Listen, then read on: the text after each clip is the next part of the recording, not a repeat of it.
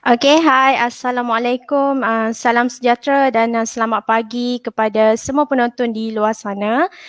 Semoga anda semua berada dalam keadaan baik dan ceria sentiasa. Alhamdulillah bertemu lagi kita pada pagi ini dalam slot perkongsian ilmu dan kepada semua rakan-rakan Facebook PPWN Kelantan, anda dijemput untuk sama-sama menonton program kita pada hari ini. Dan sementara menunggu peserta lain masuk, seperti biasa saya Nur Syazwani, wakil dari Pejabat Pembangunan Wanita Negeri Kelantan, selaku hos program pada pagi ini. Dan kepada yang baru masuk, anda sekarang sedang menyaksikan siaran langsung dari Facebook rasmi PPWN Kelantan dengan topik kita pada hari ini, tip sihat. Apa itu iklim di bawah domen kemahiran anjuran Pejabat Pembangunan Wanita Negeri Kelantan. Okey, kepada semua penonton, jangan lupa untuk tekan butang like, share dan bagilah banyak-banyak untuk program kali ini dan juga tag rakan-rakan anda yang lain supaya mereka pun dapat memanfaatkan ilmu yang akan dikongsikan oleh panel kita pada pagi ini. Dan untuk itu, terus kekal setia bersama kami hingga ke akhir siaran kerana di penghujung sesi nanti kita akan kongsikan link maklum balas untuk pemberian ECJ. Dan bagi mendapatkan ECJ, peserta perlulah menonton program pada pagi ini dan mengisi borang maklum balas tersebut. Dan mohon peserta terus memuat turun ECJ dalam masa 24 jam kerana pihak kami tidak lagi emailkan CJ tersebut kepada peserta. Okay? Dan sekiranya anda mempunyai sebarang persoalan mengenai topik kita pada hari ini, anda bolehlah kongsikan di ruangan komen dan kita akan paparkan dan bacakan soalan anda pada sesi Q&A di akhir program nanti. Dan istimewanya pada hari ini, selepas sesi Q&A, panel kita juga akan mengajukan soalan kepada penonton dan hanya 3 penonton terawal yang dapat menjawab dengan betul dan pantas akan mendapat e-book iklim secara percuma. Dan okey, baiklah, tanpa membuang masa, saya ingin memperkenalkan tetamu istimewa kita pada hari ini, Dr. Khushairi bin Zuradi yang merupakan pengasas sihatologi. Apa khabar Doktor? Alhamdulillah sihat. Terima kasih Syazwani. Alhamdulillah. Okey, baik Doktor. Mungkin ada di antara kita ni masih lagi tidak tahu apa itu iklim. Dan hari ini mungkin Doktor boleh kupas dengan lebih lanjut lagi dan terperinci lagi berkenaan dengan pemakanan iklim ini. Silakan Doktor.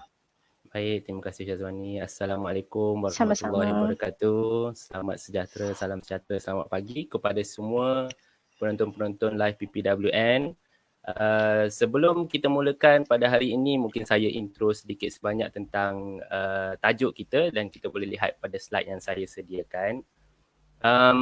Eat clean ni merupakan satu benda yang asas lah dalam pemakanan sihat. Tapi dalam ramai-ramai penonton hari ini, cuma saya nak tengok dalam ruangan komen, saya boleh tengok di sini, siapa yang tahu tentang eat clean ini, pernah dengar. Sebab kadang-kadang bila kita scroll Facebook, Instagram, kadang-kadang kita nampak ada orang kata dia tulis isi, eat clean, dia mengamalkan eat clean. Jadi jika anda pernah dengar dan tahu tentang perkara ini, boleh tuliskan di ruang komen dan nanti saya akan baca. Jadi konsep asas ni kalau eat clean ini, kalau kita translatekan ke bahasa Malaysia, ia bermaksud makan makanan yang bersih. Tetapi adakah bermaksud semua makanan yang makan dengan yang dibersihkan itu dalam kategori eat clean ini? Itu persoalannya. Sebab kalau kita tengok makanan eat clean ini, kalau kita tengok makanan-makanan segera pun, burger-burger, pizza, ayam goreng di restoran fast food ini pun piawaian tahap kebersihannya pun kategori A. So adakah kategori pizza, burger ini termasuk dalam kategori eat clean ini ataupun makanan itu sendiri? Ya. So itulah ada orang komen apa Rizana Said kata pernah dengar tapi tak ambil tahu. Jadi hari ini saya akan cuba beritahu kepada anda ya sedikit sebanyak tentang eat clean ini. Tetapi sebelum itu saya kongsikan sedikit sebanyaklah siapa saya dan apakah itu sihatology.com, sebab saya bukanlah doktor selebriti yang keluar TV, bukan juga fitness influencer. Saya cuma seorang pegawai perubatan, bekerja di salah sebuah hospital di Kelantan. Jadi saya rasa dalam penonton hari ini kebanyakannya dari Kelantan, tapi tadi saya nampak ada juga daripada Johor.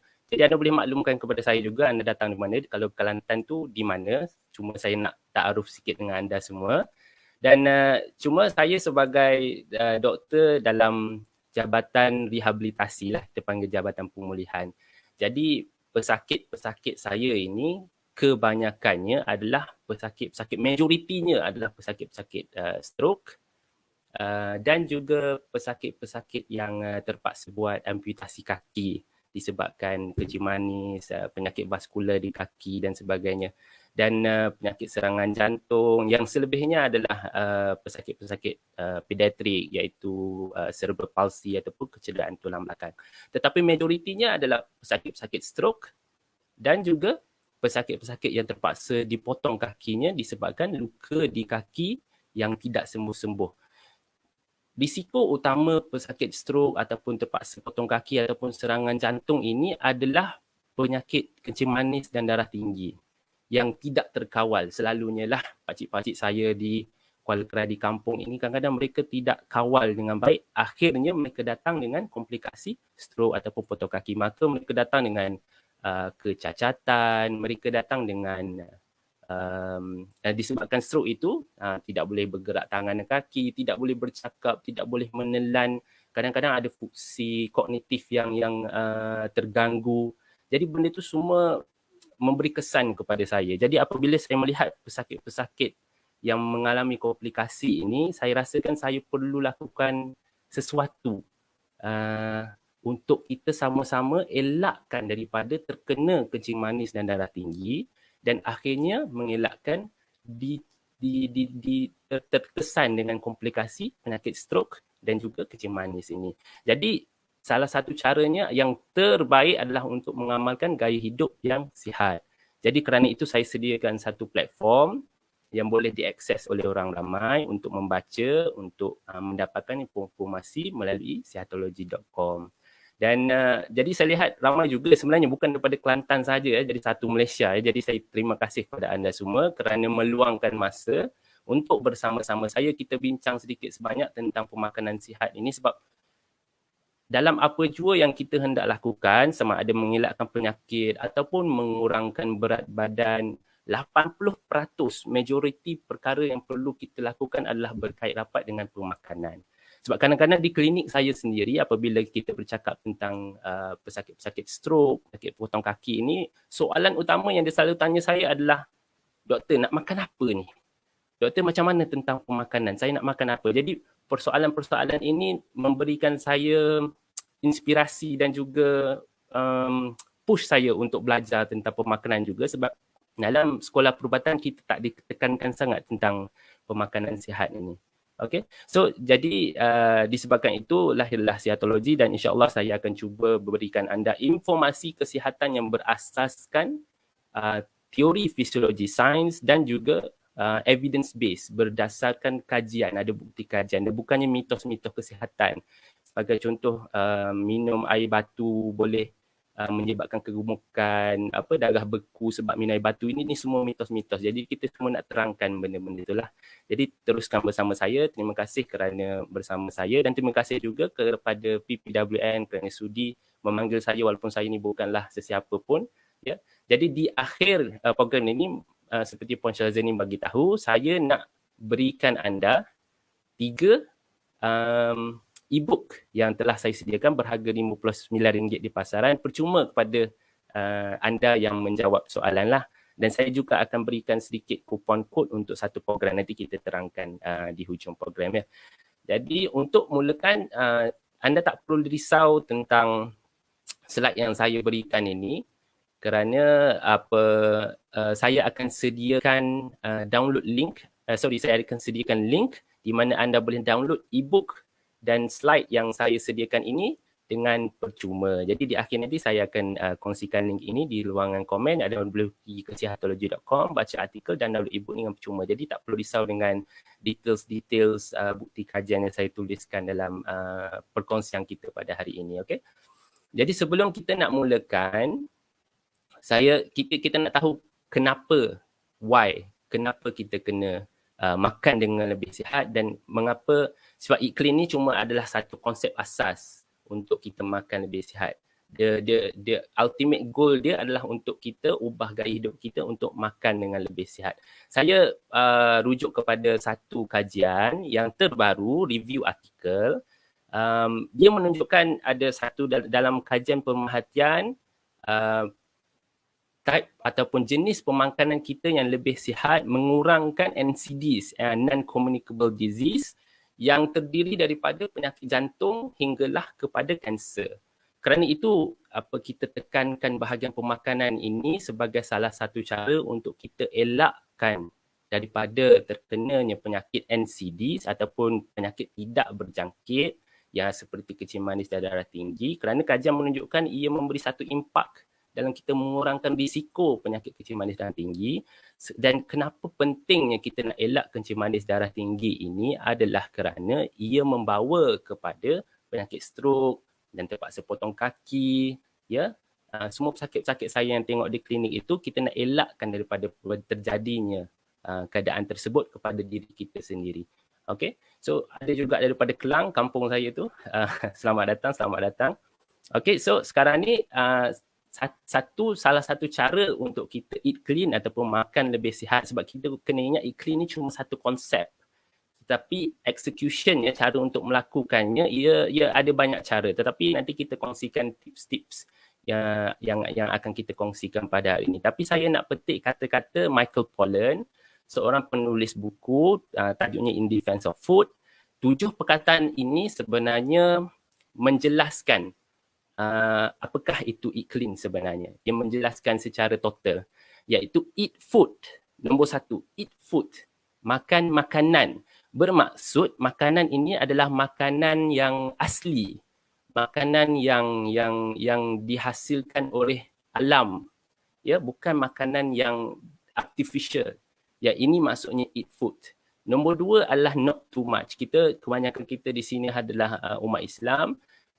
Kita juga telah dinasihatkan untuk berhenti makan sebelum kita berasa kenyang. Bermaksud makan dalam keadaan yang bersederhana, tidak terlalu gelojoh, tidak terlalu banyak kuantiti yang kita makan tersebut.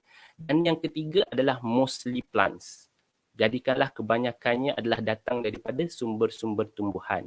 Kerana kalau kita tengok kajian-kajian yang terbaru, makanan-makanan yang bersumberkan tumbuhan ini membantu mengelakkan banyak risiko untuk dijangkiti penyakit-penyakit tidak berjangkit, iaitu kencing manis darah tinggi.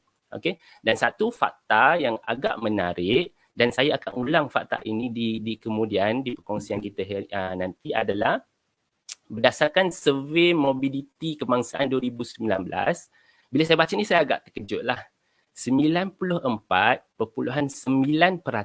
rakyat Malaysia tidak makan hidangan sayur-sayuran dan buah-buahan yang mencukupi, iaitu 5 hidangan setiap hari. Maknanya dalam keseluruhan rakyat kita, termasuklah saya dan anda semua, 95% tidak makan sayur dan buah-buahan yang mencukupi setiap hari. Jadi saya nak tanya kepada anda semua yang di live hari ini di ruangan komen, anda rasa anda berapa peratus anda makan? Anda tergolong dalam peratusan mana? Yang 95% tak makan sayur, ataupun anda tergolong dalam 5% yang makan sayur tu? Jadi anda boleh kongsikan di ruang komen nanti saya boleh baca dan komen semula kepada anda. Okay? So seterusnya kita beralih kepada konsep asas clean eating. Tetapi itulah saya kata, clean eating ni cuma salah satu konsep. Dia tak ada rule, dia tak ada macam konsensus kepada apakah itu clean eating 1, 2, 3, 4. Ia cuma hanyalah satu konsep pemakanan yang kalau kita fahami dengan elok, ia akan membantu kita untuk membuat keputusan dalam kita makan dan makan lebih sihatlah, maksud saya. Ya, sebab apa yang kita terangkan tadi, pemakanan kita memainkan peranan penting untuk kita elakkan daripada terkenanya penyakit kecil manis dan darah tinggi, dan daripada situ kita elakkan daripada terkena penyakit-penyakit yang boleh mencacatkan kita, iaitu stroke, amputasi kaki, penyakit jantung dan sebagainya. Okay, so ramai juga sebenarnya. Saya pun rasa yang tergolong dalam 5% yang tak makan sayur. Ramai juga, tapi ada juga yang 95% yang tak makan sayur tu. Ramai juga tu. Okay, so konsep asas clean eating adalah dua sahaja sebenarnya. Pertama sekali adalah makan makanan daripada sumber yang asli. Nanti kita terangkan dengan lebih lanjut apakah sumber asli ni, iaitu makanan-makanan whole foods. Makanan-makanan yang penuh dengan nutrisi dan bukan makanan artificial, ya. Dan konsep yang kedua adalah kita elakkan makanan yang diproses. Nanti kita terangkan lagi apakah itu makanan yang diproses. Dan juga gula tambahan lah, gula putih itu tak termasuk dalam eat clean. Tapi kalau konsep eat clean yang lebih advance lagi, mereka lebih terkehadapan lah, mereka yang berada di negara-negara barat, di mana mereka gunakan clean eating juga dan tambah kepada ethical eating, di mana mereka makan makanan yang bersumberkan daripada ladang-ladang yang menjaga haiwan dengan baik, dan sebagainya lah. Tapi pada hari ini saya lebih fokuskan kepada konsep pemakanan itu sendiri. Okay? Jadi konsep asas pemakanan dua sahaja, simple untuk kita ingat. Makanan asli, makanan whole foods, bermaksud makanan daripada pasar basah tu. Ya, dan elakkan makanan yang diproses. Makanan yang diproses ni apa? Makanan yang kalau kita pergi pasar raya, Tesco, Giant, Aeon dan sebagainya, yang duduk kat tengah-tengah tu, semua yang dalam kotak, itu adalah makanan yang diproses. Nanti kita terangkan dengan lebih lanjut. Okay. So, ini adalah contoh sumber makanan whole foods. Makanan asli. Makanan yang disarankan untuk kita makan. Dah selalu kita dengar, tapi itulah kita dengar tapi kita tak amalkan sangat. Antaranya adalah sayur-sayuran, buah-buahan, bijirin whole meal, bijirin meal penuh, kekacang, dan juga sumber-sumber protein daripada sumber haiwan yang elok seperti telur, ikan, ayam dan daging. Ia sumber yang terus daripada pasar, bukan sumber yang kita dapat dan diproses di kilang. Itu makanan yang kita sarankan untuk makan. Contoh makanan yang diproses. Ini sebenarnya adalah antara makanan-makanan yang kita sering makan lah. Sebagai contoh, sumber protein yang diproses ini adalah seperti nugget, ya, sausage, meatball, fishball, burger. Ini semua kadang-kadang makanan yang kanak-kanak sangat suka. Dan keduanya adalah air yang dalam kotak ataupun botol itu, atau seperti jus buah, air cordial, air berkarbonat. Ini semua adalah makanan yang diproses. Yang seterusnya adalah seperti kek, donat, roti, pastry ataupun chips, makanan yang bergoreng, ya. Mi segera, mi kuning bihun itu pun termasuk dalam makanan yang diproses kerana ia bukan daripada sumber asli. Dia diambil daripada satu sumber dan diproses menghasilkan makanan yang lain. Dan bermaksud dalam proses itu pelbagai bahan kimia pengawet telah dimasukkan dalam makanan tersebut. Bijirin sarapan yang kadang-kadang dielan sebagai makanan yang sihat, memberi tenaga, walhal pada nutrisinya ia tiada nutrisi yang baik dan tinggi dengan kandungan gula. Okay. Dan makanan-makanan yang microwave ready, iaitu kadang-kadang kita tengok di pasar raya ada dalam bekas-bekas yang dia kata masuk microwave 2 minit terus boleh makan. Jadi itu pun makanan yang diproses. Ya. So kebanyakannya anda boleh tepuk dada dan tanya perut anda, adakah ini makanan yang sering kita makan? Kerana makanan ini adalah makanan yang kita sarankan untuk elakkan dalam konsep clean eating ini sendiri. Ya, apa sahaja yang keluar daripada kilang dan berada dalam paket itu adalah makanan yang diproses. Baik, tetapi saya ingin ingatkan, saya pinjam kata-kata yang diungkapkan dalam grup kesihatan lah di Facebook. Dalam kita makan lebih sihat ini, biar kita makan dengan bermaruah. Maksud saya adalah kita makan sihat, biarlah bermaruah. Bukan macam kalau anda boleh tengok video di sebelah ni, macam kakak ni dia makan salad yang kosong macam tu. Lepas tu bila makan pun um,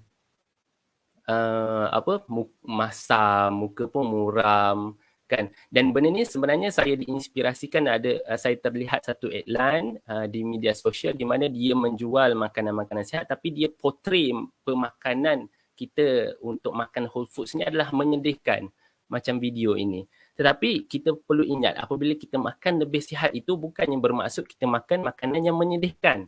Tetapi biar kita makan tu biar bermaruah. Kita makan makanan yang sedap. Kita makan makanan yang memuaskan dan kita makanan yang bernutrisi tinggi.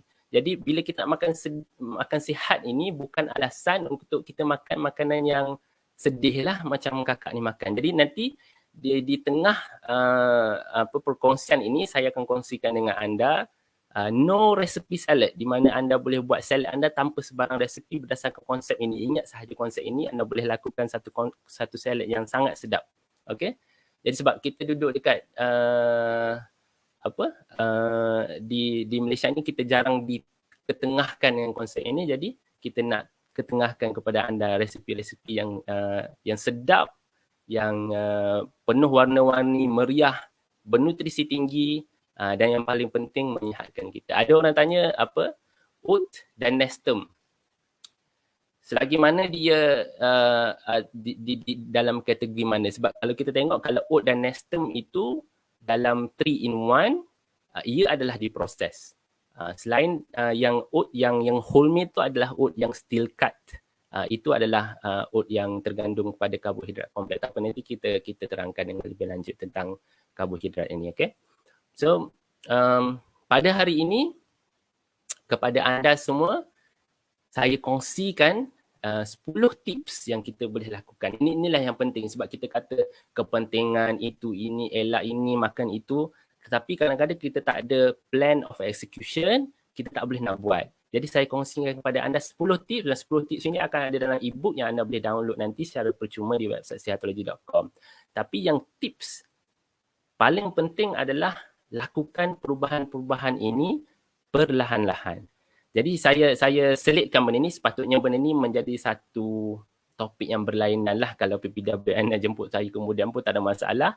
Tapi topik masalah kita dalam konsisten dengan perubahan ini, saya elankan sikit, saya akan live dalam program Kementerian Belia dan Sukan, KBS Fit dan Aktif. Saya akan terangkan topik ini dalam Facebook page Sihatology esok insyaAllah. Nanti kita kongsikan linknya.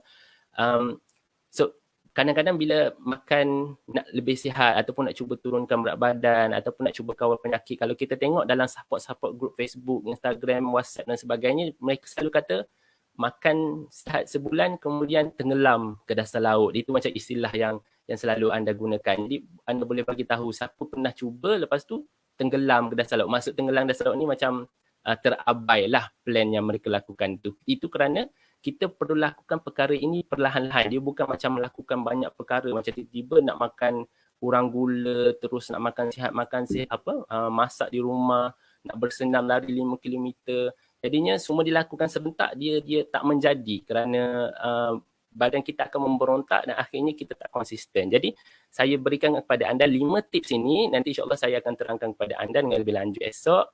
Pertama sekali adalah untuk kita konsisten buat satu perubahan dalam satu-satu masa. Bermaksud jangan ambil banyak perkara dan lakukannya serentak. Sebab itu badan kita akan memberontak dan akhirnya kita akan tenggelam ke dasar laut lah kata orang. Nombor 2 adalah sesuaikan perubahan yang kita lakukan itu berdasarkan diri kita. Bukannya kita tengok orang lain. Bukan kita nak jadi seperti orang lain. Ya. Jadinya macam tu, hangat-hangat tahi ayam itu. Jadi kita nak elakkan benda tu, kita ikut 5 perubahan konsisten ini. Jadi jadikan benda ni seperti diri kita, bermaksud jangan kita bersaing dengan kawan kita. Katakanlah kawan kita tu dia boleh masak di rumah, dia boleh lari 5 km. Jadi jangan kita letak target kepada diri kita yang tak pernah jogging, yang tak pernah bersenam di rumah, tiba-tiba nak buat macam dia. Kita letakkan berasaskan keupayaan kita. Okey. Nombor 3 adalah jadikannya aktiviti yang berterusan selama 14 hari. Bermaksud kita lakukannya berterusan dan cabar diri kita. Sebab bila kita cabar ni, orang yang tercabar ni dia jadi bersemangat. Jadi cabar diri kita untuk lakukan satu perubahan tersebut selama 14 hari. Teruskan aktiviti tersebut 6 hari seminggu. Maknanya satu hari tu berikan ruang untuk diri anda rehat. Ya. Dan masa kita rehat tu, nombor 5 adalah kita review dan adjust semula. Maknanya kalau kita rasa macam susah, kita ubah sikit target tu. Okay, so benda ni nanti kita akan kongsikan lebih lanjut insyaAllah esok ya. Okay, so dalam kita melakukan perubahan-perubahan yang saya akan cakap dalam perkongsian kita pada hari ini, ingat lakukannya satu persatu. Jangan terus buat 10-10 terus. Nanti semua ke laut. Okay, so salah satu cara untuk kita makan eat clean atau makan lebih sihat ini adalah benda yang senang cakap tapi kadang-kadang susah untuk kita buat, iaitu masak di rumah. Jadi makan makanan yang dimasak di rumah, bukan yang kita beli daripada luar, daripada kedai, daripada restoran. Kerana apabila kita makan makanan di rumah, kita faham konsep eat clean itu, makanan itu adalah makanan yang sihat. Dan ini dibuktikan ada beberapa kajian pemerhatian yang dilaksanakan oleh Mills dan Susanna et al. Menunjukkan mereka yang makan, frekuensi makan makanan di rumah menunjukkan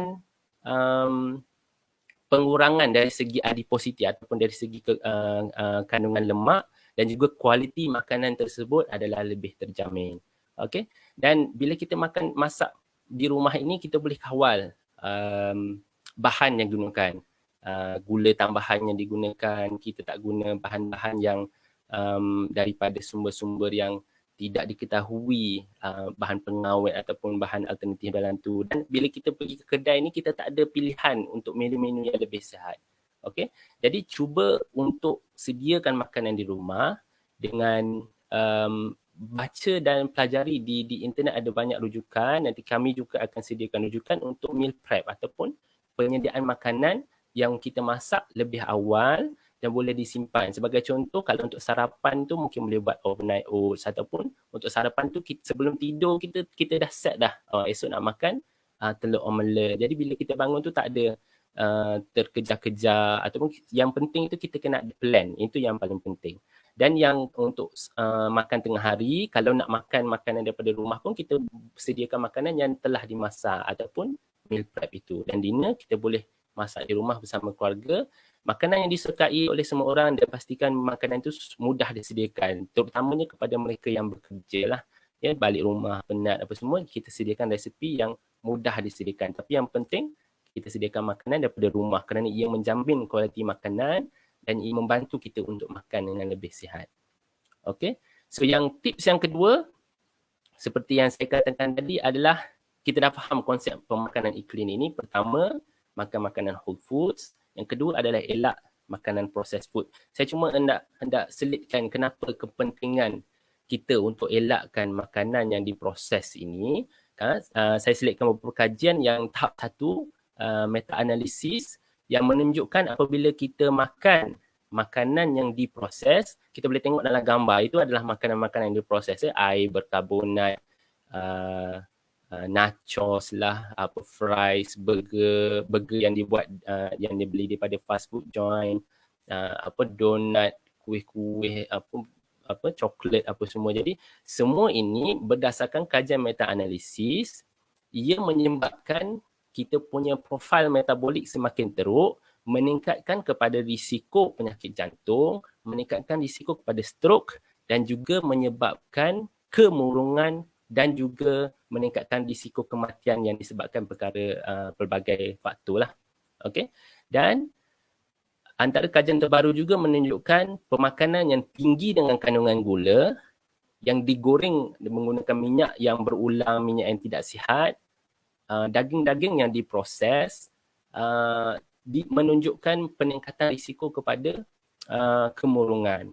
Okay? Jadi kalau kita nak tenang, hati yang tenang, pemikiran yang tidak serabut juga, pemakanan kita juga memainkan peranan yang penting. Jadi inilah antara cara untuk kita lakukannya adalah untuk elakkan makanan yang diproses.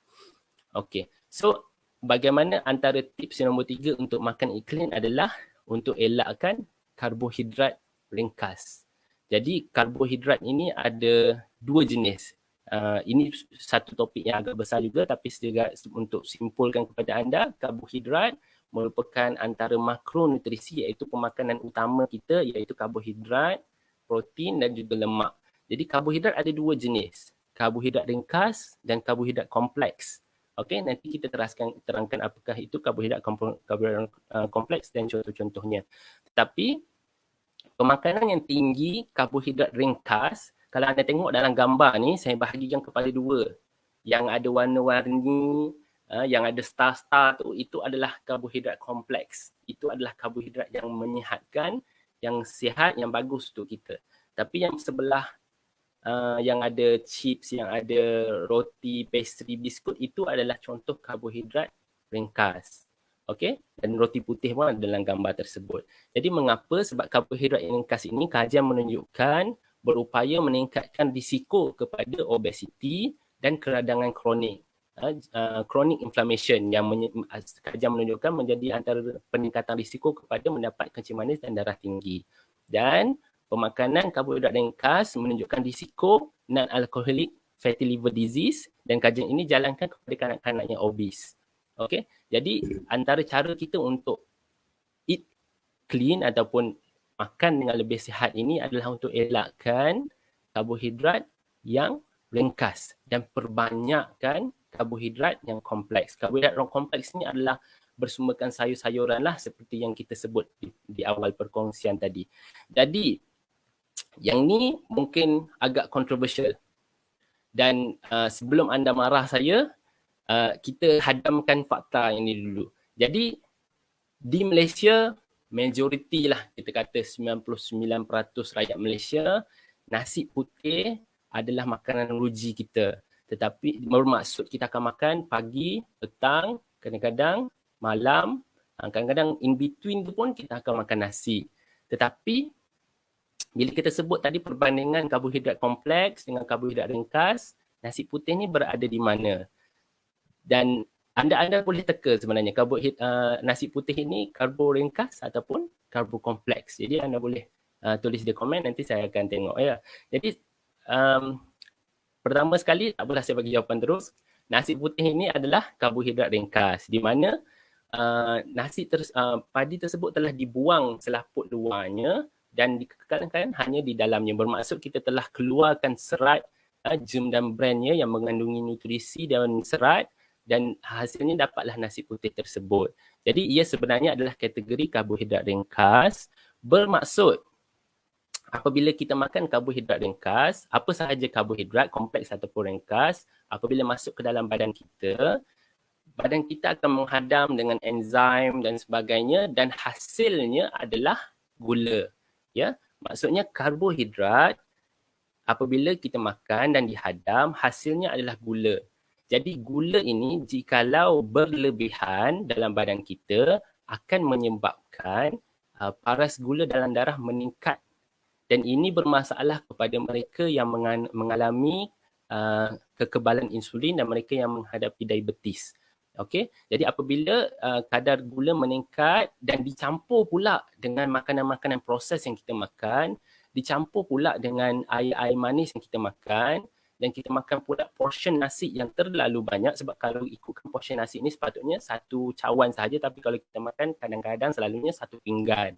Okey, jadi ini menyebabkan paras insulin juga meningkat dengan tinggi, dan insulin yang meningkat dengan tinggi ini boleh menyumbang kepada, jika mereka yang belum menghidapi diabetes, boleh menyumbang kepada kekebalan insulin yang membawa kepada kencing manis. Okey, tetapi sebagai rakyat Malaysia, kadang-kadang tu saya faham ramai yang tidak boleh tinggalkan nasi, kan. Kalau saya pun kadang-kadang kita makan nasi. Pagi tadi pun saya makan nasi sikit, tapi kita makan, kalau nak makan dengan portion yang sepatutnya, bukan berlebihan. Okey, tepuk perut anda dan tanya selera anda nak makan nasi atau tidak, dan penting makan ikut portion yang elok. Jika nak kurangkan pun lebih baik, tidak bermasalah, kerana kita perlu faham dalam pemakanan yang sihat ini, dia no one size fits all. Bermaksud apa yang saya buat, saya tak boleh paksa kepada anda. Dia perlu ikut pemahaman anda, anda perlu cari kefahaman yang sebaiknya, kemudian adaptasikan kepada diri anda dan tengok reaksi anda sendiri.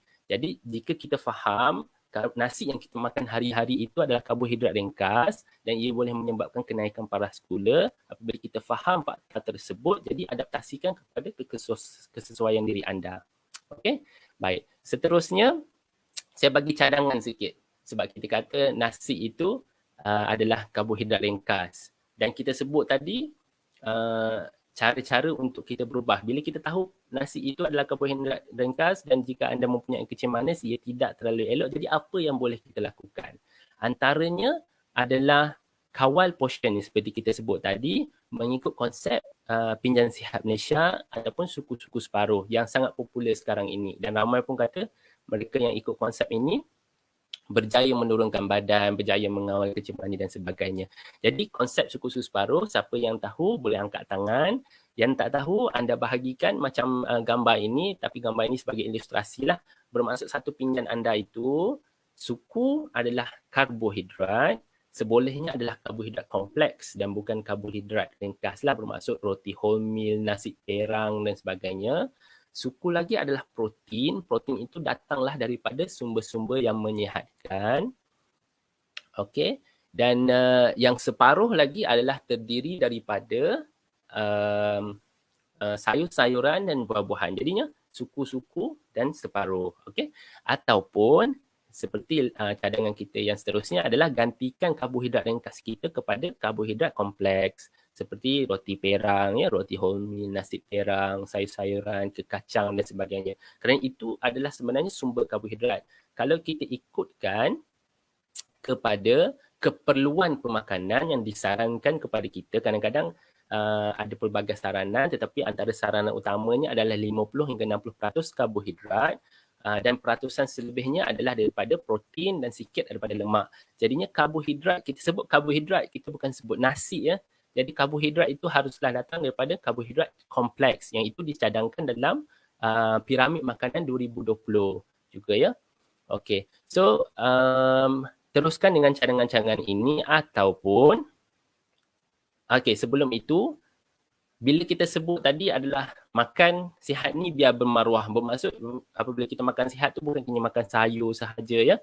Kita perlu cukupkan sumber protein kita dan juga dapatkan sumber lemak yang baik kepada diri kita. Kerana kalau kita makan nasi sahaja ataupun roti sahaja ataupun biskut sahaja ataupun spaghetti, bihun, kuih tiaw, itu semua adalah sumber karbohidrat utama. Kalau kita makan itu sahaja dan sikit sahaja sumber protein dan lemak yang baik, kita tak akan kenyang dan kita akan cepat lapar selepas itu. Kerana apa? Badan kita memberi respon dan menghasilkan hormon-hormon yang memberikan kita kekenyangan, bagi kita rasa kenyang adalah berdasarkan bila kita makan protein dan juga lemak yang baik, dia merangsang proton cholecystokinin dan juga polipeptide peptide double Y yang merangsang rasa kenyang. Jadi tanpa protein dan lemak yang secukupnya, dia tidak merangsang kekenyangan. Jadi kita akan cepat lapar dan nak makan lagi benda-benda dan akhirnya kadang-kadang tu kita makan makanan yang diproses. Okey? Yang pentingnya adalah makan sayur-sayuran yang mempunyai serat serta vitamin dan mineral dan karbohidrat ringkas seperti saya kata tadi, tiada nutrisi, tidak kenyang dan hanya dihadam menjadi gula. Okey? Jadi ada soalan saya cuma kita selingan tadi, Puan Zahiridah, Cik Zahiridah, kenapa saya makan roti pun naik juga berat badan? Jadi kita harus faham seperti yang saya terangkan tadi. Karbohidrat ini, roti itu adalah daripada sumber mana, soalan saya. Jadi jawapannya adalah roti itu adalah daripada sumber karbohidrat. Karbohidrat, kalau anda makan roti yang putih ataupun bukan roti wholemeal, lagilah teruk sebab nanti apabila dihadam dalam badan, ia menjadikan gula. Dalam badan, roti itu kita makan, hasilnya adalah gula. Daripada gula ini, lebihannya macam nasi ataupun roti putih tadi, apabila dihadam dalam badan kita menjadi gula, lebihan gula yang tidak digunakan itu jadi apa? Akan jadi lemak. Jadi lemak itu menambah kepada berat badan dan tak membantu kita untuk menguruskan badan. Jadi kadang-kadang ini antara mitos yang selalu kita dengar. Kadang-kadang dia kata dia nak kurus, dia nak mengurangkan berat badan. Jadi dia tak makan nasi, tapi dia makan roti, dia makan biskut, dia makan spaghetti. Itu semua konsep yang sama. Itu masih lagi karbohidrat. Yang sama je baik anda makan nasi daripada makan makanan-makanan tersebut. Itu salah satu konsep pemahaman lah. Okey. Soalan lain nanti kita akan cuba. Ada yang tanya tentang spaghetti, ada yang tanya tentang beras basmati. Nanti ingatkan saya, nanti kita cuba huraikan lagi. Jadi tadi kita sebut 94.9% rakyat Malaysia. Jadinya kebanyakan kita di sinilah, ya, majoritinya tidak makan 5 hidangan sayur dan buah yang mencukupi. Jadi apakah saran utamanya? Bermaksud kita makan 3 hidangan sayur dan 2 hidangan buah setiap hari. Kalau kita amalkan suku-suku separuh, 1 hidangan sayur itu ada lebih kurang 1 cup lah. Kalau makanan yang sayur yang dimasak tu lebih kurang 1 genggam. Kalau sayuran yang tak dimasak tu lebih kurang 1 palm lah. Okey, itu 1 hidangan sayur. Jadi makan tersebut 3 kali sehari dan juga add buah 2 kali sehari, maka kita tergolong dalam golongan 5% yang cukup makan sayur dan buah. Dan alhamdulillah lah kita tergolong, sebab dalam kategori itu kajian menunjukkan ia mengurangkan risiko penyakit-penyakit kronik, NCD dan sebagainya. Okey. Jadi kenapa pentingnya makan sayur dan buah ini? Jadi saya selitkan sedikit rujukan kajian. Pelbagai dia dalam sayur-sayuran, pelbagai nutrisi seperti vitamin, mineral yang mempunyai kualiti antioksida yang mengelakkan kanser dan sebagainya, dan anti radang yang mengelakkan keradangan yang kronik. Kerana kajian menunjukkan yang terbaru ini, keradangan kronik menyebabkan peningkatan risiko kepada kecil manis darah tinggi yang menyebabkan kepada stroke dan serangan jantung. Okey, dan pemakanan sayur yang banyak membantu mengelakkan risiko kematian daripada pelbagai punca, termasuklah kepada serangan jantung, dan juga kanser. Jadi tersangatlah elok untuk kita makan lebih banyak sayur ini. Okey, jadi ini saya nak kongsikan sedikit survey yang telah saya jalankan. Di sihatology.com baru-baru ini saya tulis satu artikel mengenai 94.9% rakyat Malaysia tak makan sayur ini, dan saya berikan tips-tips untuk makan sayur dengan lebih baik. Jadi ini adalah respon pembaca saya. Dia kata, kenapa majoriti rakyat Malaysia tak makan sayur ini? Majoriti yang jawab adalah tak suka makan sayur. Itu majoriti. Jadi kalau tak suka, kita kena belajar untuk suka. Sebab saya dah buktikan, kajian-kajian membuktikan makan sayur lebih banyak, cukup hidangan, bantu kita untuk hidup dengan lebih sihat. Antara alasan-alasan lain adalah tak tahu jumlah hidangan. Maknanya dia tak tahu dia kena makan 5 hidangan setiap hari. Jadi mungkin dia makan 1-2 dia dah rasa cukup. Jadinya tak masuk dalam peratusan 5% yang makan dengan cukup itu.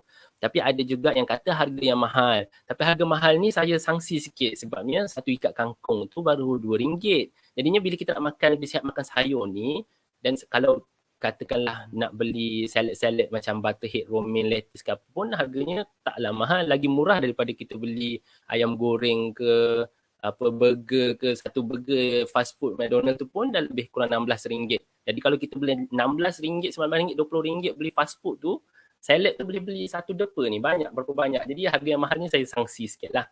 Okay? Selebihnya cakap tak tahu nak makan apa, nak masak apa. Jadi kita akan cuba bantulah daripada situ. Okay? So tadi kita ada sebut yang nasi, roti, mi ni sebenarnya adalah daripada jenis karbohidrat ringkas, dan kita kata pemakanan yang berasaskan sayur-sayuran ni lebih baik. Jadi saya nak perkenalkan kepada anda, mungkin dah tahu ataupun mungkin belum tahu, antara trend yang terbaru sekarang ini, terutamanya untuk rakyat Malaysia yang sukakan nasi, yang tidak boleh tinggalkan nasi, adalah gunakan sayur-sayuran sebagai alternatif. Sayur-sayuran yang terdiri pada karbohidrat kompleks sebagai alternatif kepada nasi, mi dan sebagainya. Okey? Sebagai contoh. Dan ini membantu kita untuk termasuk dalam kategori 5% rakyat Malaysia yang makan sayur dan buah yang cukup, yang mencukupi itu. Okey? So salah satu caranya adalah menggunakan bunga kobis dan jadikannya sebagai nasi bunga kobis ataupun cauliflower rice lah. Caranya mudah aja. Beli bunga kobis tu, cauliflower, basuh, potong kecil-kecil. Kalau anda ada grate tu, anda just parut sahaja hingga dia jadi kepingan-kepingan yang kecil, ataupun kalau ada food processor pun buat kisaran kasar. Okey. Dan apabila dah ada cauliflower ni, anda boleh buat macam-macam. Ada dalam di Facebook tu dia kongsikan dia buat nasi lemak guna cauliflower rice. Saya sendiri suka goreng dan buat nasi goreng, nasi cauliflower rice goreng dan dengan telur lah. Jadi macam nasi goreng Cina macam tu. Okey. Dan sebenarnya bila anda cuba sebenarnya dia rasa macam nasi juga sebenarnya, tetapi ia berasaskan sumber yang lebih elok. Okey. Cara yang kedua adalah untuk peminat mi, peminat spaghetti. Okey. Sumber yang boleh digunakan adalah timun dan juga zucchini. Zucchini certain pasaraya ada jual, tetapi timun mana-mana boleh. Anda guna spiralizer ataupun guna pilar tu, buat dia menjadi kepingan-kepingan panjang, dan anda boleh buatlah, nak buat mi goreng ke, nak buat spaghetti meatball ke, nak buat spaghetti tuna ke, boleh gunakan ini sebagai alternatif kepada mi dan spaghetti yang berasaskan karbohidrat ringkas. Okey. So ada siapa nama ni? Amy Khairul, dia kata iklim terbaik, saya dah amal, saya turun hampir 20 kilo. Bagus, alhamdulillah tanya. Dan ia mengelakkan kita daripada mendapat penyakit. Okey. So sekarang ni seperti saya kata tadi, kita tengok ada satu video kakak tadi masa saya kata kita makan sihat ni biar bermaruah. Kan? Sebab dia makan salad tu menyedihkan sangat. Lepas tu bila dia makan tu pun muka pun muram, tak happy. Jadi saya berikan anda konsep ini dan jangan risau, saya akan berikan slide ini, okey, kepada anda dalam website saya nanti. No recipe salad ataupun salad yang tak ada resipi. Tapi anda boleh tengok dalam gambar tu dia penuh dengan pelbagai sumber lemak yang baik, protein, serat, vitamin, mineral. Ia adalah satu dish yang dense dengan nutrition. Okay. So salah satu caranya kita ikut konsep ini. Yang pertamanya adalah pilih 2 jenis, ni base kita lah, benda yang banyak, iaitu salad daun. Ya, anda boleh pergi pasaraya ataupun di pasar pun ada sebenarnya. Dekat pasar ni banyak dah jual salad lettuce, ya, yang guna untuk nasi ayam tu. Okay. Ataupun kalau di pasaraya dia ada jual beberapa jenis lagi macam romaine, butterhead, coral ni yang guna untuk nasi ayam lah, tak salah saya. Baby spinach, ya, ataupun kale di setengah pasaraya ada, ataupun setengah pasaraya ni di Tesco ataupun di Giant tu dia jual satu pack tu yang dah siap basuh dah. Dia kata mix green, dah ada coral, dah ada romaine, dah ada butterhead, dah siap dah dalam tu, siap buka, cuma letak dalam mangkuk aje. Okey. Jadi pilih 2 jenis, kalau boleh satu yang crunchy, satu yang lembut lah. Okey, kemudian pilih satu jenis kekacang. Kekacang ni boleh jadi kacang kuda, kacang tanah, kacang merah, kacang edamame ni, kacang soya tu, kacang pis hijau ataupun kidney beans, ya. Pilih yang ni pun boleh dibeli daripada tin, yang pastikan yang ada kandungan gula lah. Okey. Dan kemudian pilih 2 atau 3 sayuran yang segar ataupun sayuran yang kita macam celur dalam air sikit. Sebagai contoh lobak merah, lobak putih, radishes, bawang, avocado sumber lemak yang baik, monounsaturated fat, ataupun bunga kobis, kacang panjang, cendawan, timun, jagung yang kita steam tu pun, ataupun tomato, ladang bergala, ya. Semua ni boleh digunakan. Jadi pilih 2 atau 3. Jadi asasnya adalah base greens tu. Nombor 2 adalah pilih satu jenis kekacang. Nombor 3 adalah pilih 2-3 jenis, timun ke, tomato ke, avocado dengan bunga kobis ke, brokoli ke. Okay. Kemudian seterusnya kita pilih macam benda-benda yang crunchy, macam kekacang, macam walnut ke, badam ke, kacang tanah, pecans, ataupun benda-benda yang seed ni, flax seed ke, biji kuaci tu pun, sunflower seeds, ataupun kismis ke, kurma yang kita potong kecil-kecil, prunes ataupun biji-biji delima. Goji berries ni susah sikit nak dapat dan mahal lah, tapi kita boleh ambil lah, kurma ada banyak, kismis ada banyak kan. Dan seterusnya adalah buah kering macam apricot ke, apple ke, orange ke. Kemudian tambah sedikit kalau ada lah, yang ni pun mudah je untuk kita dapat, macam daun pudina, daun bawang ke, daun kucai ke, daun ketumbar ke. Boleh tengok yang mana anda suka. Kemudian dressing ni jangan beli dressing yang di kedai tu, sebab kandungan gula, lemak dalam tu kita tak tahu apa daripada sumbernya. Jadi senang je sebenarnya, gunakan perahan limau nipis ataupun limau kasturi ataupun lemon tu sendiri. Gaulkan sikit dengan apple cider vinegar, cuka apple ataupun olive oil. Okay? Jadi kita buat semua 6 langkah ni, maka terhasillah satu salad yang bermaruah. Tak macam kakak tadi itulah, makan pun sedih je. Ini kita makan pun happy dan penuh nutrisi. Lepas kita makan pun kita akan rasa kenyang. Dan benda ni boleh jadi salah satu cara lah kalau anda nak makan ini sahaja berasal sumber protein dan lemak pun berasaskan sayur-sayuran ataupun letaknya sebagai side dish, separuh pinggan, kemudian suku pinggan itu letakkan sumber protein lah macam grill ayam grill ke ikan grill ke, ataupun nak letak macam ayam masak merah pun tak ada masalah, ayam rendang pun tak ada masalah. Okay, so yang seterusnya saya kongsikan dengan anda, jangan risau, nanti saya akan memberikan slide ini. Ini antara cara-cara kita nak menggabungkan sayur, buah dan juga sumber protein. Ini antara resipi yang saya sangat suka dan kalau ada kesempatan pun saya buat. Okay, salsa mangga dan ayam ni. Okay, jadinya masak ayam dada ataupun ayam Thai tu, grillkan dia, kemudian sediakan bahan-bahan ni. Kalau macam avocado tak ada pun tak ada masalah, boleh skip. Ya, ada mangga, ada bawang, tomato, cili dan base kita adalah salad lettuce tu.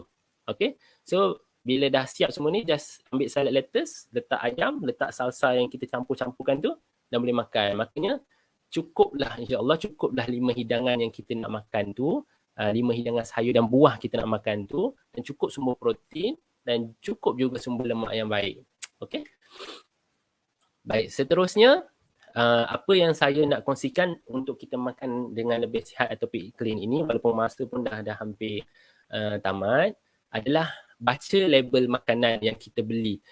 Tips yang saya beri adalah kalau boleh kita beli makanan yang di sekeliling pasaraya ataupun kalau ke pasar tak ada masalah lah, di sekeliling pasaraya, sebab itu adalah makanan-makanan yang segar, makanan yang frozen pun pilih makanan yang macam frozen berries dan sebagainya, jangan ambil makanan-makanan yang proses.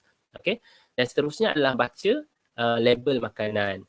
Bila saya sebut baca label makanan ni, sebab apa? Saya ada contoh sikit lah, yang ni makanan yang memang ada dekat rumah sebab kita kan ada anak kecil kan. So sebagai contoh, kalau anda boleh lihat, saya tutup dah brand, takut kena saman ke apa. Okay, yogurt ni. Okay, sini lah, yogurt. So yogurt ni dia tulis kat depan ni fat free, tanpa lemak. Kita pun rasa macam tak ada lemak ni, so jadi lebih sihat lah. Tapi bila kita baca label, saya baca label jumlah gula adalah 16.8 untuk setiap hidangan. Setiap 100 gram ada 12. So satu sudu gula bersamaan dengan 4 gram. So dalam satu hidangan ini ada 8 sudu gula. Itu tak termasuk dengan gula tambahan pula. Gula tambahan ada 9.6, laktos pula ada 7.2. Jadi total ialah 16, itu adalah jumlah keseluruhan gula lah. Jadi dalam ini ada 8 sudu gula lebih kurang. Jadinya yogurt yang kita sangkakan sihat ini memberikan glukos yang banyak kepada badan kita seperti yang kita sebut tadi itulah. Okay. Ini saya nak tutup macam mana, saya pun tak pasti. Saya tutup brand lah. Okay. Okay, dalam ni satu hidangan mengandungi lebih kurang 27 gram gula. Jadi satu cawan kita minum satu hidangan tu ada 27 ni dah lebih kurang berapa sudu gula dah.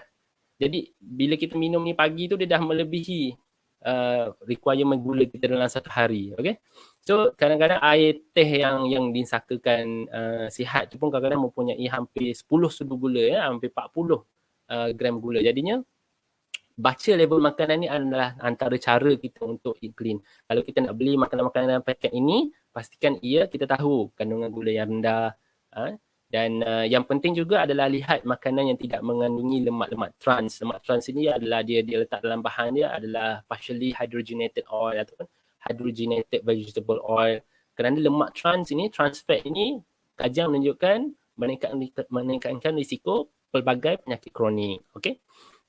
So antaranya macam saya sebut tadi, elakkan lemak trans. Lemak trans ini kalau kita lihat kebanyakan di Europe dan di Malaysia sendiri, saya rasa saya tak pasti lagi di Malaysia, nanti saya rujuk semula, tapi kebanyakan negara kita dah haramkan makanan daripada mengandungi lemak trans ini ataupun trans fat ini, tetapi sesetengah jenis makanan masih lagi mengandungi makanan ini.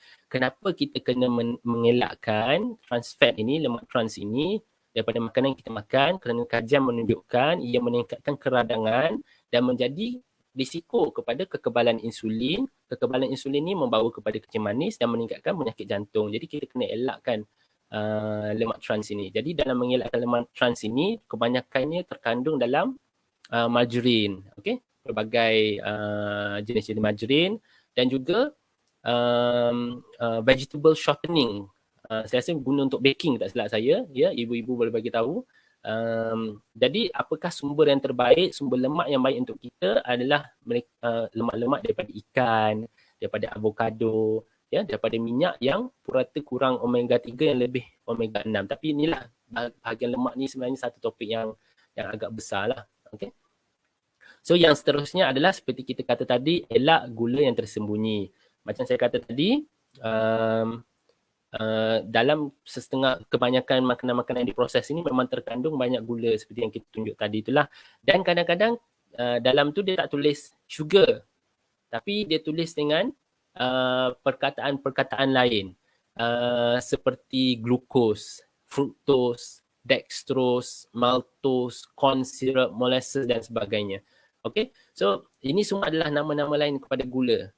Jadinya kesannya kepada badan masih lagi sama. Dan antara benda yang selalu orang tanya adalah saya nak lebih sihat, jadi saya tak minum gula putih, saya dapat sumber saya daripada gula perang. Tapi sebenarnya sama sahaja, gula perang ataupun gula putih kesannya kepada badan masih lagi sama. Dan kenapa kita kena elakkan gula ini? Kerana ada banyak kajian menunjukkan gula yang tinggi dalam pemakanan kita menyebabkan kekebalan insulin yang membawa kepada kencing manis dan metabolic syndrome yang membawa risiko kepada pelbagai penyakit-penyakit kronik seperti yang pesakit-pesakit yang selalu saya jumpalah di hospital, iaitu pesakit-pesakit stroke, terpaksa potong kaki kerana luka yang tidak sembuh. Apabila kita tak melakukan langkah-langkah yang proaktif untuk kawal penyakit kita, maka kita akan dapat penyakit yang mengalami kecacatan yang teruk. Jadi kita kena elakkan perkara tersebut lah. Dan 80% usaha kita adalah melalui pemakanan. Yang selebihnya adalah kepada aktiviti fizikal, ya, mengawal stres, tidur yang cukup dan sebagainya. Okey. Baik, seterusnya yang seperti saya kata tadi, tips dia antara cara untuk clean adalah elak makanan yang dalam paket lah. Okey. Ni makanan-makanan yang dalam paket. Senang lah sebab saya duduk di rumah ni, semua orang di rumah akan ada makanan-makanan yang macam ni. Okey. Yang ni lah kan. Ni semua adalah makanan yang dalam paket. Dan makanan yang dalam paket ini adalah makanan yang diproses, ada banyak bahan pengawet, ada banyak tambahan gula. Jadi untuk tahu makanan yang berpaket ni sebenarnya ada yang elok, tetapi ada yang kebanyakannya adalah tidak elok lah. Jadi tipsnya adalah pertama sekali, jika anda baca ingredients dia, bahan-bahan dia, kalau macam kadang-kadang ada macam makanan yang macam ni, makanan yang budak-budak suka makan, simple aja, dia punya ni chips lah apa semua, tapi dia punya ingredients dia panjang. Dan bila anda baca tu, kebanyakannya macam kita nak sebut pun payah, ya, sebab dia adalah daripada bahan-bahan kimia. Okay, so kalau dia lebih daripada 5 bahan, selalunya ialah makanan yang diproses yang tidak elok lah. Dan bila anda baca ingredients dia, macam anda nak sebut pun payah, itu adalah makanan yang diproses yang kita kena elakkan. Okay, so tipsnya macam saya kata tadi, kalau kita pergi pasar raya, sebaiknya beli makanan kita daripada pasar, sebab di pasar dia tak banyak makanan berpaket ni, dapatkan daripada sayur-sayuran, ikan, ayam, daging dan sebagainya. Elakkan pasar raya ni, elakkan yang di tengah-tengah, sebab kalau di tengah ni ada banyak benda-benda ni lah. Okay, so seterusnya, dah masuk, saya boleh panggil Puan Syazwani kot, sebab dah habis dah kita punya perkongsian. Saya rasa kena warga siapa boleh kita tanya soalan dulu kot.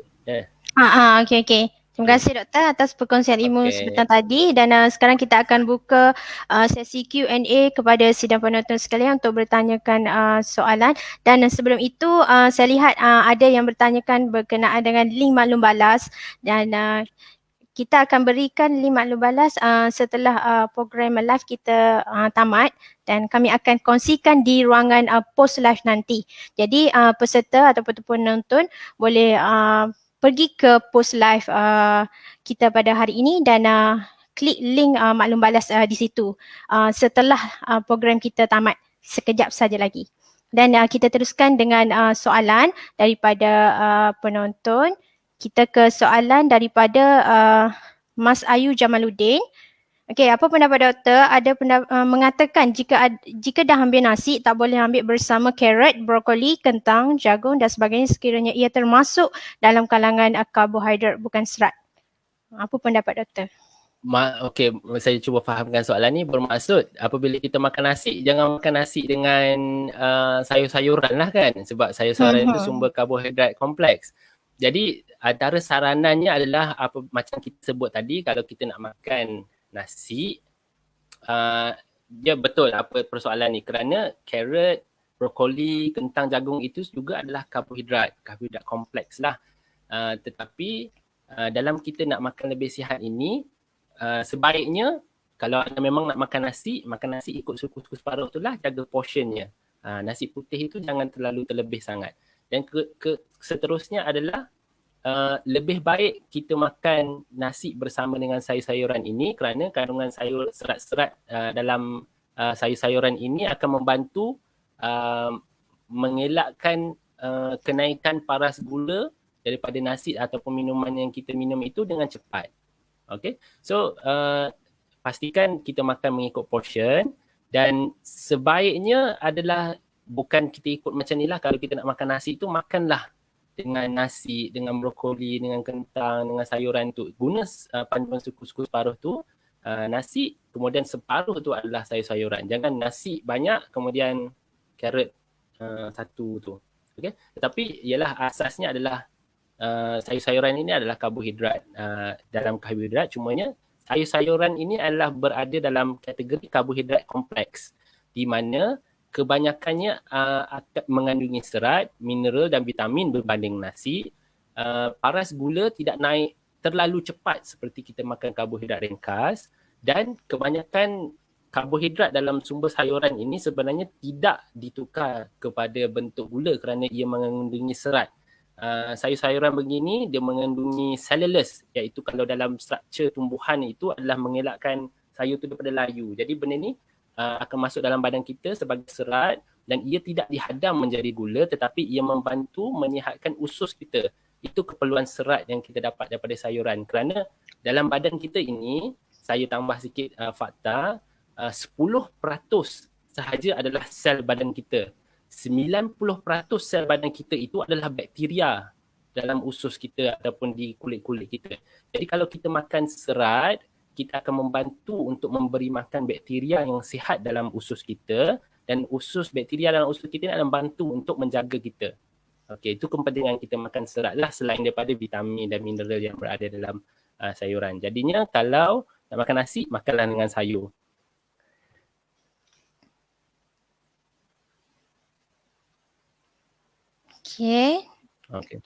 Okey, kita ke soalan yang seterusnya daripada Nur Ashikin Mansur. Apakah dengan menggantikan penggunaan beras biasa ke beras pre-boil, beras perang dan gula biasa ke gula perang dapat membantu pemakanan yang sihat? Macam mana tu doktor? Okey, beras pre-boil dan beras perang dan beras pre-boil ini dia lebih adalah alternatif yang lebih elok lah kepada nasi putih. Kerana nasi perang itu macam kita sebut, dia berada dalam kategori karbohidrat kompleks, dan pre-boil tak silap saya pun GI indexnya, indeks kebolehan ia untuk menaikkan paras gula pun agak rendah. Okey, jadinya ia adalah lebih baik daripada kita makan nasi putih lah. Tetapi isu dengan nasi perang dengan pre-boil ni, kadang-kadang orang tak suka, rasa dia macam mana, kadang-kadang rasa dia macam kasar-kasar sikit lah. Okey, tetapi dalam kita nak berbincang tentang alternatif, ia adalah alternatif yang lebih baik berbanding kita makan nasi putih. Okey, dan gula biasa ke gula perang ini macam saya sebut tadi, sama sahaja. Gula biasa ke, gula perang ke, gula Melaka, walaupun ada kajian kata dia kurang lebih baik daripada gula putih. Tetapi semua jenis gula ini sama sahaja. Ia memberikan kesan, dia kadang-kadang bila kita bincang tentang gula ni, orang risau sebab kalori, sebab makan yang tinggi gula ni tinggi kalori. Tetapi bagi saya apa yang pentingnya adalah gula ini menyebabkan kenaikan insulin, menyebabkan kenaikan paras gula dan menyebabkan kenaikan insulin. Dan lebihan gula ini pergi ke mana? Ia akan pergi ke badan kita, akan simpan gula tersebut dalam bentuk lemak. Jadi ia tak membantu kita untuk lose weight, tetapi ia membantu kita menambah lemak lah sebenarnya. Jadinya perubahan gula biasa ke gula perang ni pun sebenarnya sama sahaja. Yang penting adalah kita elakkan semua sumber gula. Okay? Kalau kita nak minum air, minumlah air kosong. Itu yang lebih baik. Kalau kita minum air teh dengan gula perang, dia tidak lebih baik dengan kita minum air teh dengan gula putih. Okay? Okey. Okey, terima kasih doktor. Okey, kita ke soalan yang seterusnya daripada Amira Mujad. Ada yang tanya berkenaan spaghetti pula macam mana ya doktor? Spaghetti tak silap saya dihasilkan oleh tepung, wheat lah. Jadinya ada dua jenis di pasaran. Spaghetti wholemeal dan spaghetti yang biasa kita makan. Jadi spaghetti biasa yang kita makan itu adalah daripada sumber karbohidrat ringkas. Jadinya ia boleh, tapi ialah kalau kita nak lihat nombornya, kemungkinan besar GI index ni berbeza-beza sikit lah berbanding dengan nasi ke bihun. Tetapi kategori asasnya adalah ia karbohidrat ringkas. Jadi ia masih lagi meningkatkan paras gula dengan cepat dan meningkatkan insulin dengan cepat. Jadi ia masih lagi menyebabkan lebihan gula dalam badan kita kalau dimakan dengan kandungan yang banyak, dan masih lagi berubah kepada lemak lah. Tapi alternatifnya memang ada spaghetti yang jenis wholemeal. Kenapa kita makan, kita gunakan alternatif karbohidrat kompleks adalah kerana karbohidrat kompleks ini ia tidak menaikkan gula dengan terlalu cepat. Bermaksud kita punya, kalau kita letakkan dalam graf, kalau kita makan karbohidrat ringkas ni, gula kita naik pun cepat macam tu. Kalau kita makan karbohidrat kompleks, gula kita akan naik sedikit. Jadi paras gula akan lebih stabil. Ini lebih baik kepada pesakit diabetes lah. Dan yang kita risau, kalau kita makan karbohidrat ringkas, gula, air manis, bila kita punya paras gula naik meningkat terlalu tinggi dengan cepat, insulin pun naik. Jadi pada satu tahap, insulin ni menurunkan paras gula dengan cepat. Jadi sebab tu bila kita lihat, kalau kita makan makanan manis, nasi yang banyak ini, pada satu tahap tu kita rasa ngantuk. Rasa nak makan lagi. Jadi ini adalah yang kita panggil sugar crash lah. Apabila insulin tu naik terlalu tinggi untuk turunkan paras gula akan turun. Jadi kat sini kita akan rasa ngantuk apa semua. Jadi kita nak elakkan sugar crash ini, kita makan karbohidrat kompleks dari sumber sayuran dan sebagainya. Jadi gula kita pun stabil, insulin pun stabil. Okay? Dan ia lebih baik lah, maknanya kita mengelakkan risiko kekebalan insulin dan sebagainya. Okay? Okey, baik doktor. Soalan yang seterusnya daripada Saiful Zayani Abdul Rahman. Dengan soalan dia, doktor, betulkah makan kekacang boleh meningkatkan kadar kolesterol dalam badan? Okey, kekacang ni saya rasa boleh merujuk kepada kacang tanah, almond, walnut dan sebagainya lah. Okey, itu kefahaman saya lah. Kalau salah nanti boleh DM saya dan betulkan kefahaman saya kepada soalan. Pertama sekali adalah sumber kekacang mempunyai sumber lemak. Itu adalah hakikat. Dan juga mengandungi sumber kolesterol lah. Tapi parasnya tu kita kena tengok jenis kacang tersebut. Tetapi pada hemat saya dan pada nasihat saya, kekacang macam almond, walnut, kacang tanah yang bukan di roasted lah kalau boleh, yang asli, memberikan kita sumber lemak yang baik, iaitu unsaturated fats. Dan ini merupakan sumber lemak yang menunjukkan, kajian menunjukkan mengurangkan keradangan kepada badan kita. Kerana itu dalam salad yang kita sebut tadi itu, kita gunakan kekacang sebagai sumber protein dan juga sumber lemak yang baik. Jadi berkenaan dengan kolesterol, salah satu fakta yang terbaru adalah kalau kita, tapi yang ni antara kajian yang terbaru lah, jadi saya rasa kita kena kongsikan dalam perkongsian yang lebih panjang berkenaan kolesterol ini. Tapi kolesterol ini perlu kita betul-betul kawal jika kita mengandung, kita menghadapi kecemasan darah tinggi lah. Okey? Okey. Okey, kita pergi ke soalan yang seterusnya daripada Okey, daripada Nurul Sakinah, beras basmati indeks GI tinggi tak doktor berbanding dengan beras biasa? Tak silap saya. Okey, bagi mereka yang belum biasa mendengar GI ataupun glycemic index, ia adalah seperti satu cara untuk kita membandingkan kebolehan sesuatu makanan untuk menaikkan paras gula kita lah. Okey, so bermaksud kalau macam nasi putih, GI indeksnya lebih kurang, roti putih GI indeksnya mungkin 70. Tetapi kalau makan sayur-sayuran, GI indeksnya 20 kerana ia mengurangkan kadar kenaikan gula. Jadi beras basmati pada hemat saya, pembacaan saya sebelum ini mengandungi GI indeks yang lebih rendah lah berbanding nasi putih kalau itu soalannya. Jadi soalannya adalah indeks tinggi tak berbanding berapa persen? Tak. Mesti tak silap saya lah. Kalau salah nanti minta betulkan saya. Sepanjang pemerhatian saya adalah beras basmati mengandungi GI indeks yang lebih kurang. Okay? Tetapi kita kena ingat jugalah walaupun GI index tu kurang, ia masih lagi karbohidrat ringkas. Okay? Okey, doktor. Okey, kita ada soalan daripada Nur Ain. Doktor ada tak tip ataupun makanan yang betul untuk mereka yang ingin tambahkan berat badan, berat tak capai BMI ideal? Okey. Yang ni ialah majoriti kita nak turunkan berat badan, tapi saya biasa berjumpa dengan anda yang Okay. ingin tambahkan Special berat badan. soalan ni.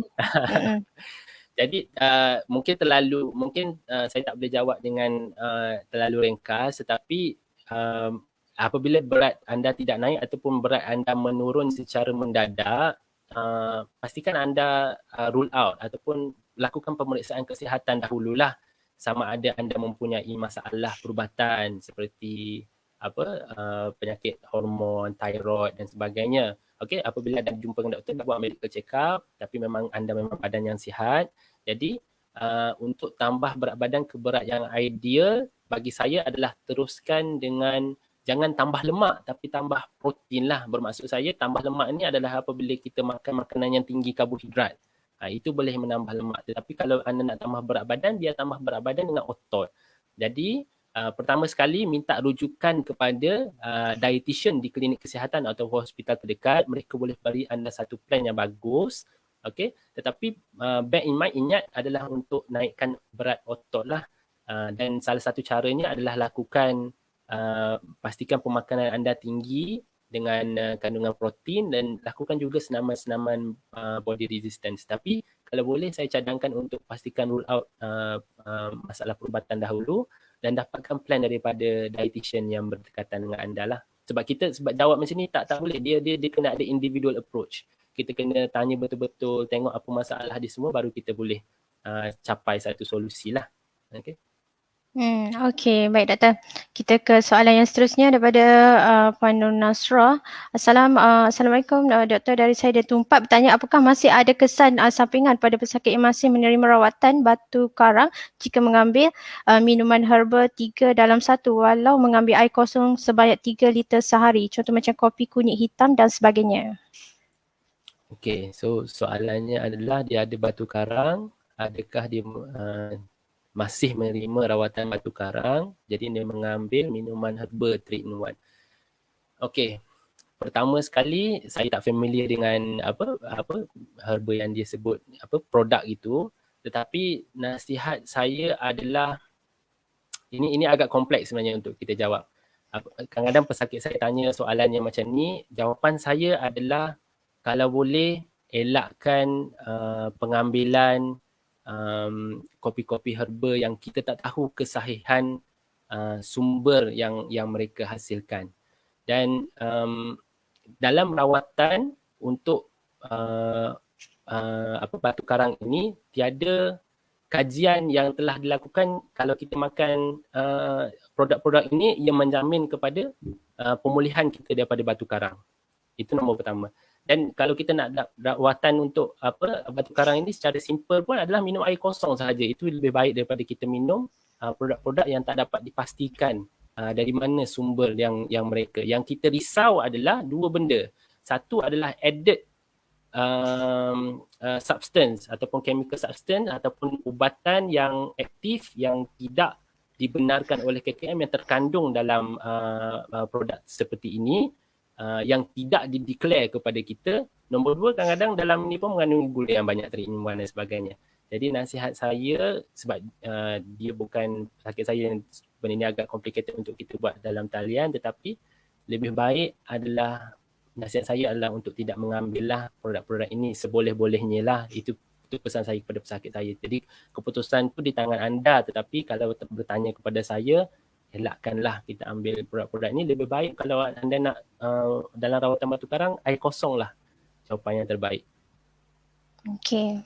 Okey, baik doktor. Kita ke soalan yang seterusnya daripada Iskandar Naim. Minuman manis yang digantikan gula putih dengan serbuk atau cecair stevia pula macam mana doktor?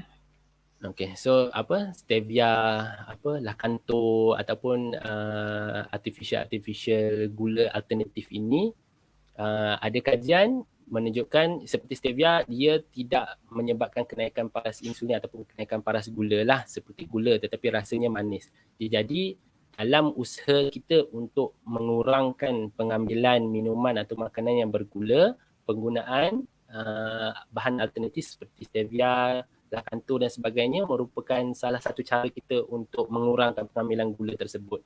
Okay? Tetapi kalau macam gula alternatif gula yang artificial macam stevia ni daripada sumber yang natural lah. Kalau yang daripada artificial tu macam equal dan sebagainya, yang tu kena tengok sebab kadang-kadang ada kajian menunjukkan ia menyebabkan perubahan dalam bakteria usus kita kepada sesetengah orang. Dan ada kajian yang menunjukkan kadang-kadang bila kita minum manis, walaupun ia bukan gula, tetapi badan kita ni dia agak kompleks ya. Tuhan buat badan kita agak kompleks. Apabila rasa manis di mulut kita sahaja, sebenarnya ia merangsang penghasilan insulin. Jadi sebenarnya dia counteract kepada apa usaha kita untuk tak minum gula. Tetapi dalam titik A kita nak ke arah titik B, iaitu kita kurangkan pengambilan gula, penggunaan stevia ini pula antara alternatif yang boleh kita lakukan lah. Okey. Doktor, kita ke soalan yang seterusnya daripada Lina Rahmawati. Doktor, untuk perempuan dewasa berapa banyak intake buah-buahan dalam sehari? Buah-buahan, okey. Kalau ikut saranan kita dalam suku-suku separuh dan juga dalam saranan umum adalah macam kita sebut tadi, 5 hidangan sayur dan buah, termasuk 3 hidangan sayur-sayuran dan 2 hidangan buah-buahan. Dan buah-buahan ini jika kita berada dalam keadaan yang sihat, kandungan gula tersebut kita boleh terima lagi, tetapi jika kita mengidap diabetes, kita perlu hati-hati sedikit kerana walaupun dalam buah-buahan mengandungi serat dan sebagainya, fruktos ataupun gula dalam buah-buahan ini perlu dilihat dan kita perlu berhati-hatilah kerana ia boleh meningkatkan paras gula dan insulin dalam badan. Jadinya kalau dikata soalannya adalah berapa banyak intake, adalah 2 hidangan sehari lah.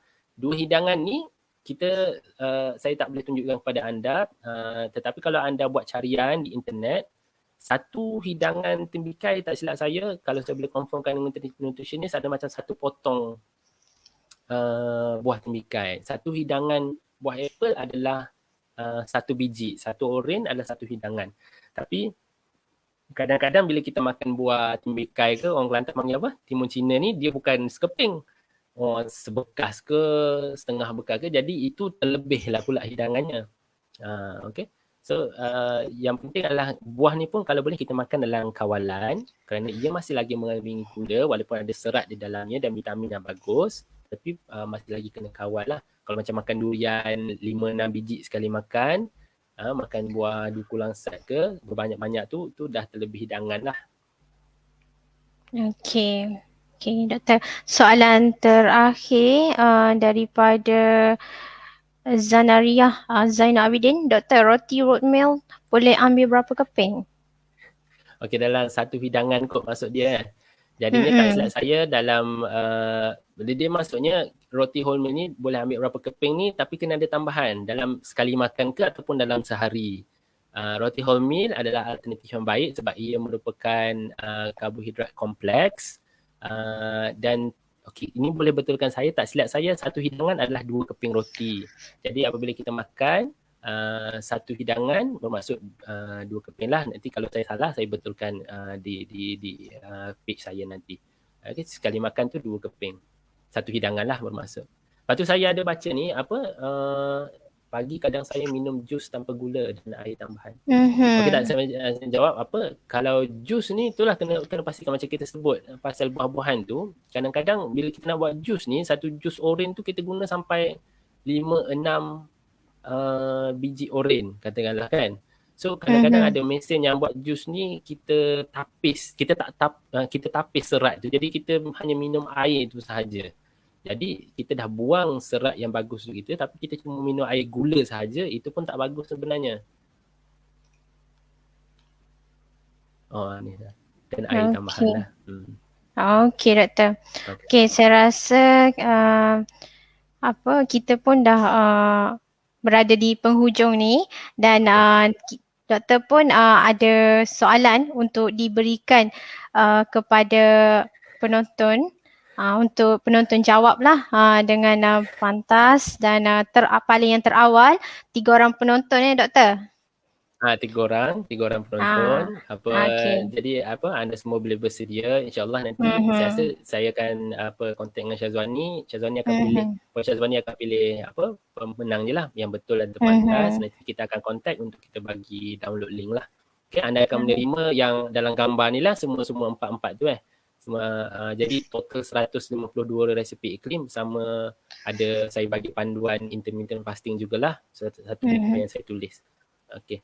So soalan yang pertama adalah nasi putih ni kita dah sebut tadi. Nasi putih adalah sejenis apa? A, protein, B, karbohidrat kompleks, C, lemak ataupun D, karbohidrat ringkas. Okey, siapa cepat?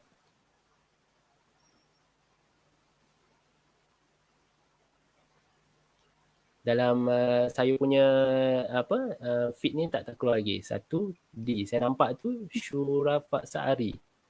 Yang tu yang terpantas dekat saya lah, tapi pemenang ni kita biar admin Syazwani kontak nanti. Okey. Tak apa, nanti saya akan tengok penonton yang terawal menjawab soalan. Okey. So ramai juga tapi semua macam jawapan yang betul. Okey, soalan nombor 2 seterusnya. Berapa peratus rakyat Malaysia? Okey, tapi kena tulis kot. Yang ni kalau jawapannya tulis nombor 2 dan jawapan. Kalau tak nanti kita confuse kan. Soalan nombor 2 dan jawapan. Okey, berapa peratus rakyat Malaysia tidak makan sayur dan buah yang mencukupi? A, 70, B, 94.9%, C, 20.8%, D, 50%. Okey, tulis sekali dengan jawapan lah. Kalau tak nanti kita tahu soalan mana. Betul. Okey, terima kasih yang bagi jawapan banyak ni. Saya rasa Siti Karunisa kot yang antara yang terawal. Itulah saya takut tulis sekali dengan soalan ya. Tulis sekali. Kalau anda tak tulis soalan, kita tak tahu. Okey, siapa yang tulis soalan dan jawapan lah. Okey, ada nampak tu soalan nombor 2 B ya. Jawapan yang sebenarnya adalah 94.9%. Okey, bagus. Tahniah. Okey, soalan yang terakhir. Soalan paling senang lah. Okay. Nombor 3, nanti tulis nombor untuk jawab. Konsep pemakanan iklim. A adalah makanan yang bersih. B, makanan yang asli dan tidak diproses. C, kedai makan yang bersih. D, makan sampai pinggan yang bersih lah, licin. Okay, jawapannya.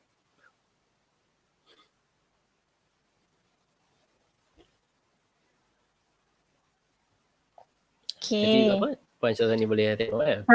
Tak apa. Nanti saya sebelum tamat tu mungkin saya nak kongsikan kupon kod sikit kot Syazwani. Boleh ke? Boleh. Silakan doktor. Boleh. Okey.